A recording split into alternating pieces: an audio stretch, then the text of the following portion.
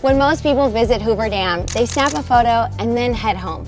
But what they don't realize is it created something much bigger.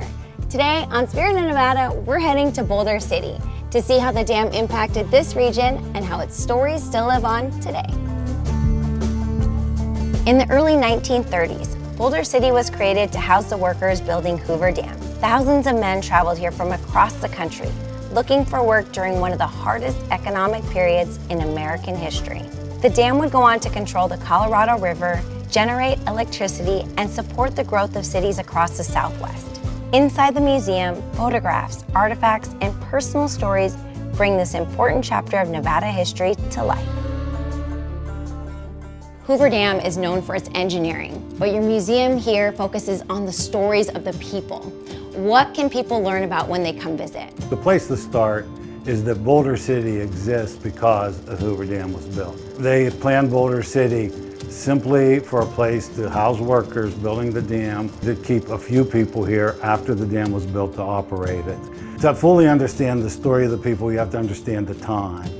So even though the dam is not a work project for the Depression, it was determined to build the dam prior to the Depression.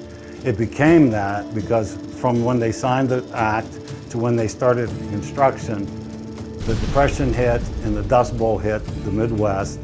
So people were looking for work. How many people would you say came here during that time for work? There was about 3,500 people working on the dam to start it, and there was far more than that lined up to apply for the work. So 10, 12,000, something like that. As you make your way down the museum, what can you find?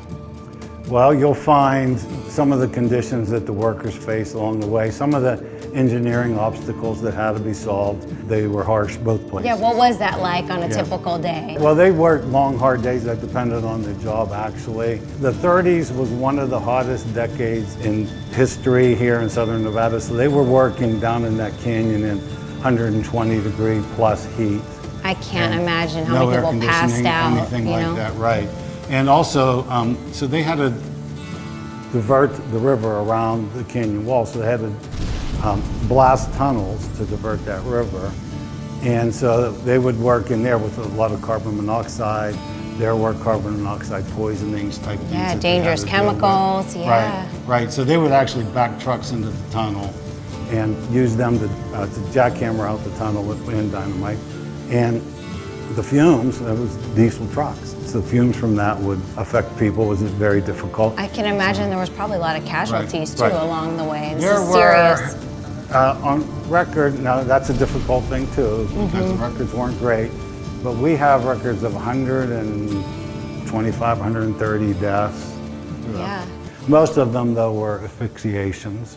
A lot of the materials to build Hoover Dam came from across the United States, and so along this wall are all the different states that are marked, and it kind of gives a description up there where they came from, and it also tells a little bit about how many workers also lived in that state and worked on the Hoover Dam.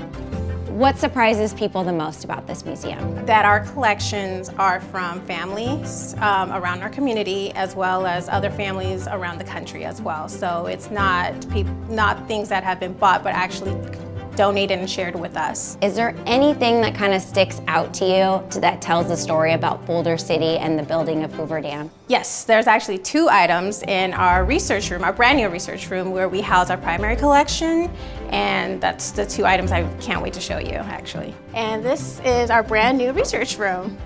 So how long has this room been open to the public? Since last October. How exciting! Yes. What do we have here? This is our funeral book.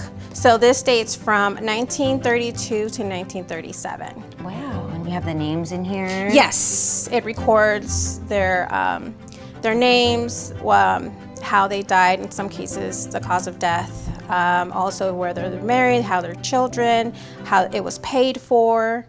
It's all recorded. Wow, you guys keep everything. Yes. So this is our scrapbook from Winthrop Davis. This is why we wanted to dedicate this room for that purpose, was because we want to preserve that, and we also want to share that and make it accessible to not just our community, but widely for everybody. The Depression conditions of the nation made people more willing to suffer hardships than they would be ordinarily. Because they needed to provide for their families. Yes. Whatever it takes That's exactly during that right. time. Right. Yeah. Right.